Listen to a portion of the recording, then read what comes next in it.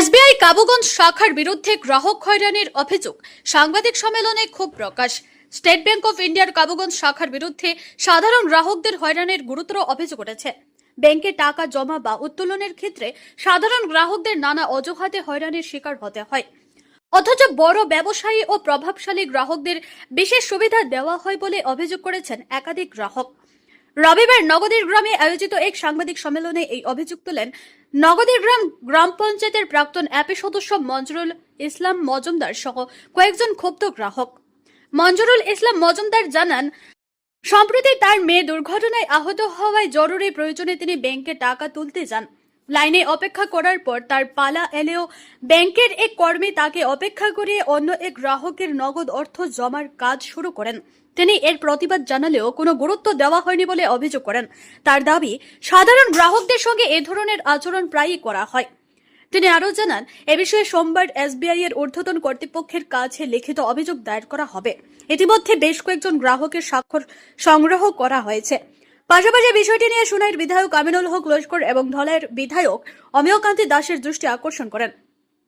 সাংবাদিক সম্মেলনে উপস্থিত আরেক গ্রাহক পিপু চন্দ অভিযোগ করেন, তার বাবা পূর্বে ব্যাংকের থেকে ঋণ নিয়েছিলেন এবং নিয়মিত কিস্তিও পরিশোধ করছেন। বর্তমানে বাবার চিকিৎসার জন্য নতুন করে ঋণের আবেদন করা হলেও সমস্ত বৈধ নথিপত্র থাকার পরও ব্যাংক কর্তৃপক্ষ ঋণ দিচ্ছে না, ফলে অর্থাভাবে তার বাবার চিকিৎসা ব্যাহত হচ্ছে বলে তিনি দাবি করেন। স্থানীয় ব্যবসায়ী নূর ইসলাম লস্করও ব্যাংকের বিভিন্ন পরিষেবা নিয়ে অসন্তোষ প্রকাশ করেন এবং সাধারণ গ্রাহকদের প্রতি বৈষম্যমূলক আচরণের অভিযোগ তোলেন। সাংবাদিক সম্মেলনে স্থানীয় বাসিন্দা নুরুল হক লস্কর, এনামুদ্দিন লস্কর উপস্থিত ছিলেন। আজকে যে সাংবাদিক সম্মেলনটা আমরা ও কারণে করি, আর যেহেতু আমরা বৃষ্টির কারণে আমরা আরো মানুষ আমার কথা আসতে পারছি না, তবে আমরা মেনলি একটা ইস্যু উঠেতে চাই। আর স্টেট ব্যাংক অফ ইন্ডিয়া, যেটা আমরা ধরেন এই সরকারি ব্যাংক, এটার দুর্নীতি সম্বন্ধে আমরা আজকে প্রেস মিটটা আমরা কাবুগঞ্জ এসবিআই ব্রাঞ্চ যেটা আছে, এই ব্রাঞ্চ বিগত দিনও আমরা দেখছি প্রায় কাস্টমার এই অফিসিয়াল স্টাফের কাছে হ্যারাসমেন্ট হয়। আমি ব্যক্তিগতভাবে এই হ্যারাসমেন্টের শিকার। আমরা এসবিআই ব্যাংকও গেলে বোঝা যায় যে আমরা হয়তো কোনো স্কুলও বা কলেজও আইছে, যেখানে স্যার তারা যেটা কইবা ওটা মানা পাইব, আমার কোনো রাইটস নাই, আমার কোনো প্রশ্ন করার ক্ষমতা নাই, আমি কোনো প্রশ্ন করতে পারতাম না।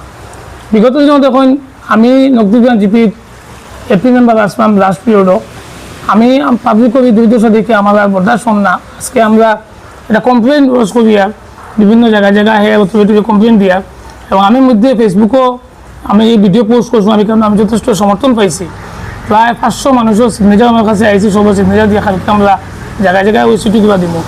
এখন আমি মেইন মুদ্রা দুইটা কই, যেটা দুইটা ইনসিডেন্ট আমার সঙ্গে হয়েছে, তাই মনে করবেন আরও কতজনের সঙ্গে কতটা হয়েছে। আজকে থেকে প্রায় 1.5 থেকে 2 মাস আগে আমার দরকারে আমি ব্যাংকের টাকা উঠবে পেয়ে গেছিলাম। ধরুন তার টাইম 4টায় শেষ হয়ে যায়, আমি 4টা 3 মিনিটও ঢুকছি। ঢুকার পরে দেখছি লাইনে 2জন মানুষ অলরেডি ক্যাশ কাউন্টারটা খোলা। তখন আমাদের সৌভিক ঘুষ কইয়া তারপর একজন স্টাফ, সে আমার জিজ্ঞেস কী হয়েছে, আমি স্যার একটু টাকা নিতাম আসলাম। তখন হে সিকিউরিটিটাকে কইছে, তুমি বাংলা মাত বুঝো না নি, 4টা পরে গেটটা বন্ধ করবে না এখানে। তখন আমি তাই বললাম, স্যার আপনার তো ক্যাশ কাউন্টার খোলা, হেউটিয়া কইছে আপনার সঙ্গে কথা কইয়ার না। আমি স্যার আলটিমেটলি তো আমার টাকাটা আমি নেওয়াতে এসেছি, ইনসাল্ট করা তো কিছু নাই। যাই হোক, আমার টাকাটা দিছে, যাওয়ার সময় কিছু বকেও দিছে, আমি তাড়াহুড়োর মাধ্যমে গেছি গিয়া মারছি না। গত শুক্রবারে সেম ঘটনা, সেম ব্যক্তি আবার রিপিট হয়েছে। আমি আমার ছোটো বাচ্চা একটা অ্যাক্সিডেন্ট হয়েছে, আমি টাকা উঠবে পেয়ে গেছি। যাওয়ার পরে কেউ নাই, আমি দাঁড়ানি, আমার সামনে একজনের টাকা তাই ডিপোজিট হয়েছে। যখন আমি চেক দিছি তখন তাই সাইডে যেগুলো ডিপোজিটও স্লিপ আসলো, ওই স্লিপগুলো আসা শুরু করছে। তখন আমি বললাম, স্যার আমার একটু ইমার্জেন্সি আছে। তখন তাই করলে মেডিকেল ইমার্জেন্সি নেই। আমি বলছি, স্যার আমার মেয়ের অ্যাক্সিডেন্ট হয়েছে, হাতও ব্লাড লাগাই। তখন তাই হাসি আমার নেগলেক্ট করিয়া আবার ওই টাকাটা দেওয়া শুরু করছেন। তখন আমি তাই জিজ্ঞেস, স্যার এবার তো মানুষ সামনে নাই।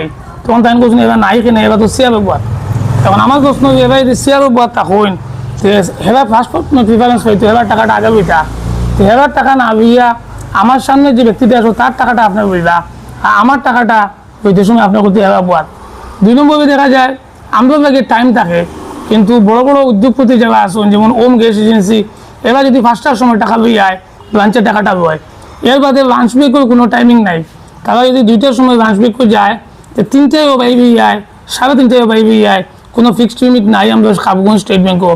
টোকেন সিস্টেম নাই। অন্যান্য ব্রাঞ্চ গেলে দেখা যায় টোকেন সিস্টেম আছে, তখন একটা কাস্টমার জানে তার সিস্টেম নাম্বারটা কত আছে। এখানে এরকম কোনো সিস্টেমই নাই। মর্জি মতো সিস্টেম চলে, আম জনসাধারণদের একটা হ্যারাসমেন্ট চলে, বোঝা যায় যে তারা স্যালারিটা দেওয়া হয় এতজন ছোট জনসাধারণদের হ্যারাসমেন্ট করার লাগিয়া। আজকে আমি কমপ্লেন তো দিয়ার প্রেস মিটটার উদ্দেশ্য হইল আমি নকদিগ্রাম, চাঁদপুর, নরসিংপুর, বারোমণি, দোলাই যে এতজন ছোট যারা কাস্টমার আছেন এদের কাছে এই প্রেস বার্তা দিয়ে আমি বুঝে কইতে চাই যে আপনারা SBI এই অন্যায়ের বিরুদ্ধে আওয়াজটা তুলুন।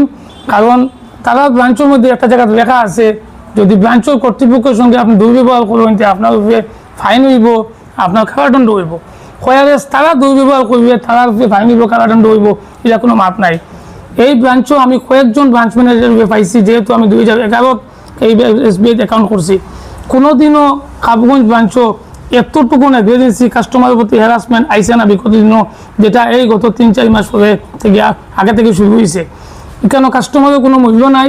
যদি স্যার খুশি হন আপনার কাজ হইব, আর স্যার খুশি হইবেন না আপনার কাজ হইতো না।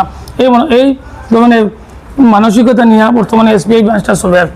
অনেক কাস্টমার আছে ভুক্তভোগী, কিন্তু ডগাইয়ে মারতে পারেন না। কারণ মাতৃ কিতা হইব ইয়াতে অ্যাকাউন্ট একটা রাখি দিবা, অ্যাকাউন্ট হোল্ড হয়ে যাব। KYC এগুবিয়ে গেলেও 7 দিন ঘুরতে লাগে।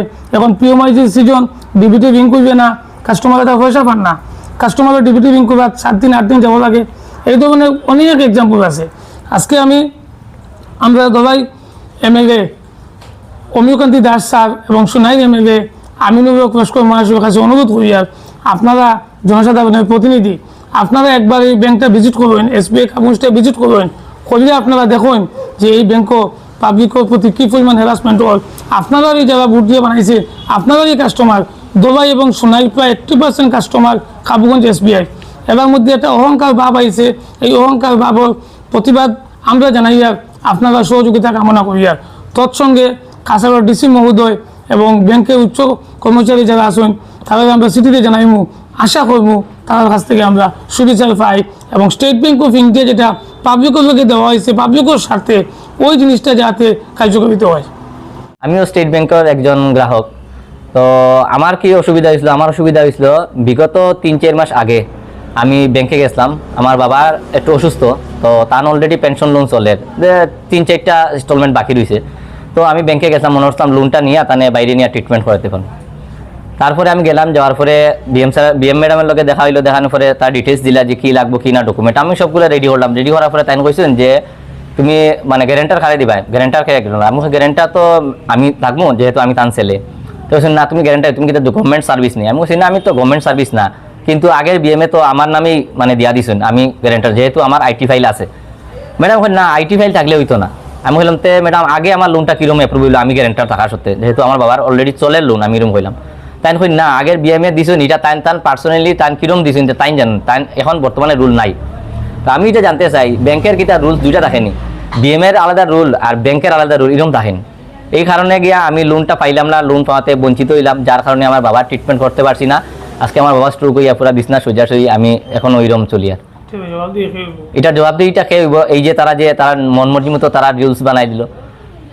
যেহেতু IT ফাইল আছে গভর্নমেন্ট রুল মধ্যে, যার IT ফাইল আছে হে যে কোনো গ্যারেন্টার হইতে পারে, কিন্তু এই ব্যাংকের মধ্যে এরকম কোনো রুলস নাই। বক্তব্য মানে ব্যাংকও আমরা তো যাই, লাইন ধরিয়া দাঁড়াইলাম, কিন্তু হঠাৎ করে তারা লাঞ্চের টাইমে গেলো, লাঞ্চও গেল গিয়া মানে এই লাইনও দাঁড়াইলে আছে 5-7 জন মানুষ দেওয়া যায়, এটা নাই। লাঞ্চ গেলে মানে কোনো আনলিমিটেড, মাতিলেই তো কোনো দামও দেয় না তারা। ওটাও আমার যাওয়ার কোনো ধরুন 1 লাখ 1.5 লাখ টাকা উঠাই দিতে আগের দিন জানাইলে না, এখানে এখন হইতো না, কোনো রিকোয়েস্ট করে এটা অ্যালাউড হয় না। আমি প্রায় দিন লাইনও দাঁড়াইছি, মানে এমন টাইমে তারা লাঞ্চও গেল গিয়ে, আর স্যার আমি মেডিকেল যেতাম, আমার ওরকম অসুবিধা আছে, প্লিজ এখন দেওয়া যান গিয়া, এটার ভ্যালিড হয় না তারা আছে।